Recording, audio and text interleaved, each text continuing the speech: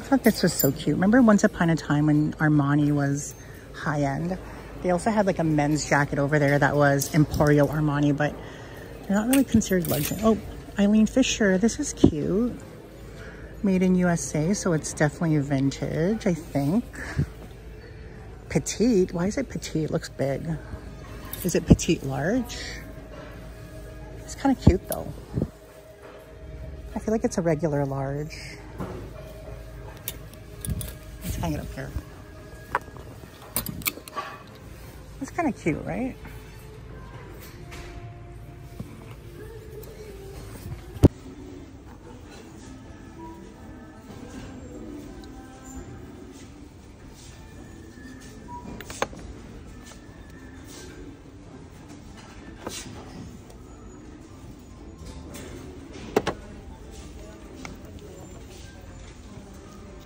Hey guys, it's Msfili. What's up? New day. Just finished at the tire place, and is my car fixed? No, it certainly is not. So my winter tires have bulges on them. Apparently that's not safe. It's not good. So now I have to get winter tires. And he gave me a quote of, I'll show you. And I asked if I had to replace all the tires. He said, yes, that's recommended. Now, I know one of you bitches out there has a husband or a boyfriend that is a mechanic or knows about cars. Maybe you guys can tell me. Do I have to replace all my winter tires? So it basically is $294 per tire, plus $16 for something, plus installation of 80 bucks. It works out to $1,349.65. Do I have that in my money? Do I have money like that? No, I ain't got no money like that. So, I don't know. I'm just so tired of fixing my car. Like today, okay, I went thrifting and I just bought these just because they match my CD player in the color and the brand. So I thought it would add value to it. But I literally passed on a freaking multiple thousand, like $1,000, $2,000 jacket at the thrift store. Because it was 30 bucks. And I was like, I need winter tires. I cannot afford 30 bucks for a jacket. And it's probably going to sit. It's from a brand called Alberta. I forgot what it was called. But she's the owner of Moschino. But she uses her name in other designs as a label. And her jackets are expensive. They're like, the wool ones are like $1,500, $2,000, $3,000 retail. But I just could not. Anyway, it was Philosophy by Alberta something. I can't remember what it was. Anyway, I left it behind because I'm paying no $30 for that. And it's probably just going to sit. Okay. Anyway, so now Salvation Army is being sketchy again. So at Salvation Army, one of the workers walked to the back.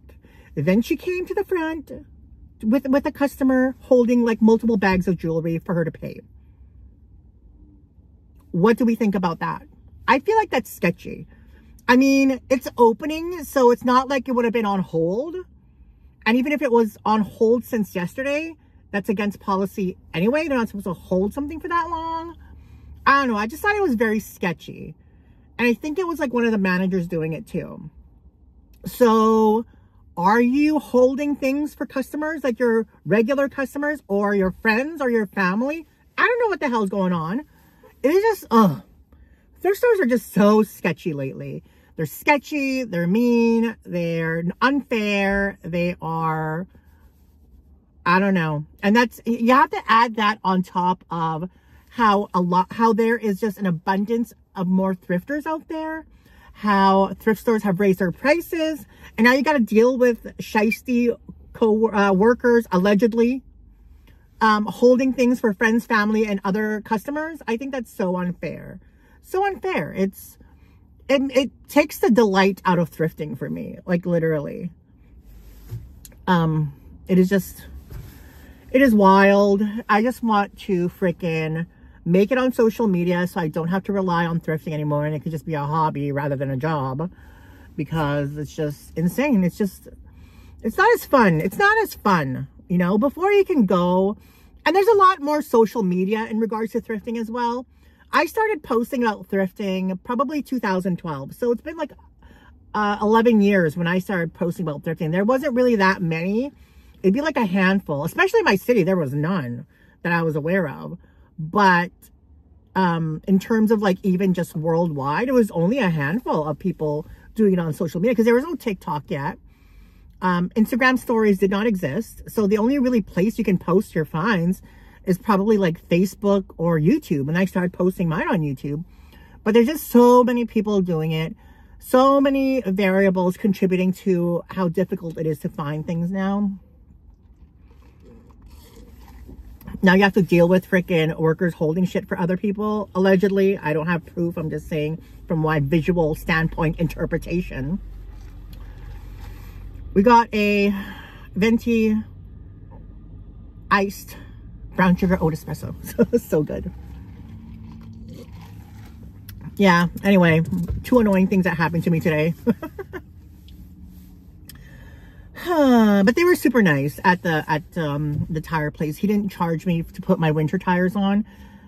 So because I'm gonna probably go back and I'm probably gonna finance the tires because I'm not at a point in my life where I can just shell out $1,300 and have it not affect me financially, you know?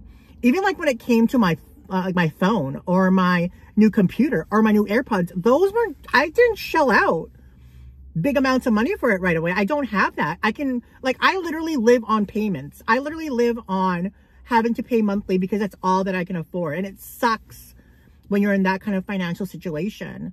A lot of, entrepreneurs, self-employed people can relate with me because, a lot of unexpected things come up. Car problems, house problems, kid problems, pet problems.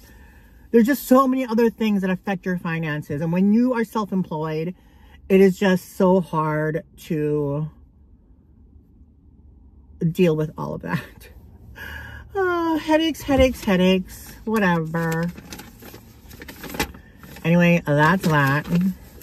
I have to go to Dollarama because my dog, Loki, he loves those duck treats. So I buy that for him because he doesn't really eat full meals. He just kind of grazes through the whole day. And I try to serve him food in his plate, and he just doesn't eat it. And it's a waste. I wasted a can of food. I wasted actual food. He's just a very picky eater. I'm not thrifting with Daniel today because he's out with his grandparents.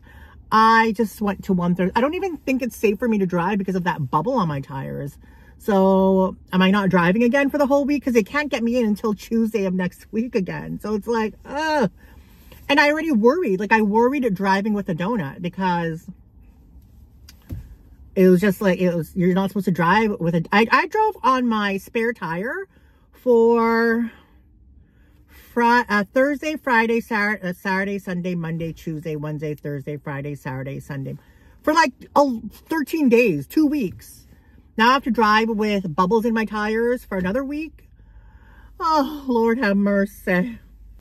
The working man or woman just cannot get a break, guys. Cannot get a break. I feel too, that everybody these days has to be shackled up or in a couple because that's the only way you could afford things. Nobody in their right mind can freaking get a mortgage on their own. You need a husband to combine your income so that you can have, so you're on paper, it looks like you have a big income in order to get a mortgage. A single person can't do shit unless you get paid a lot of money, like high paying influencers or lawyers or doctors or nurses or, even nurses I feel are very underpaid. How can we live, guys? How can we live in this economy when everything is just more expensive? Something happens where you have to pay for something unexpectedly. Thank God I don't have kids. Thank God. Because I'm in a mindset where I ain't going to have kids unless I can afford to have kids, And I'm already at this age, I'm probably never going to have kids. Anyway, guys, I have to go into Dollarama and get my shit.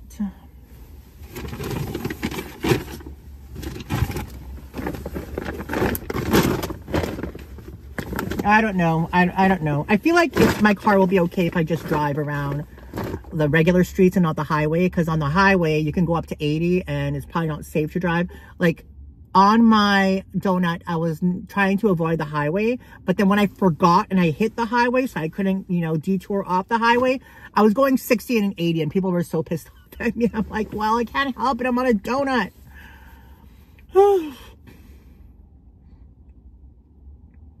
And when it comes to like taking public transportation, like, what's the point of even thrifting if I'm going to take public transportation? Like, it literally will, like, it would literally take hours upon hours. And then where am I going to put the shit that I thrift? Carry it with me on the bus? Oh my goodness. I found a Chloe perfume from 2008 though, but it smelled a little, not rancid, but on the way too. So I decided not to get it off, get it because, get it off and pick it. I was trying to say, pick it up, get it together, so I get it off. So I didn't pick it up because, you know, I had a luck with those other Chloe perfumes that were vintage from the 90s. Anyway guys, that's it for now. Hey guys, hi Loki. I forgot to add this. We thrifted this Donnybrook jacket. It's 100% wool, made in Ukraine. I know Donnybrook is fairly expensive resale wise. I don't even know what retail would be, but it's super nice. It's a size 14, so this is like an extra large or a 1XL. It's very nice quality and really good condition too. It's long. It's snowing like a mofo.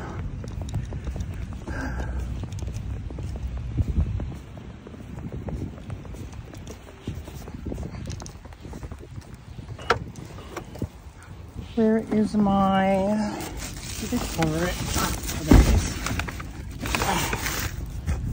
this is our best friend in the winter, this thing. It only started snowing like a while ago and it's already freaking, guys, it is snowing hard. I'm an icicle. But Loki's enjoying it. He loves the snow.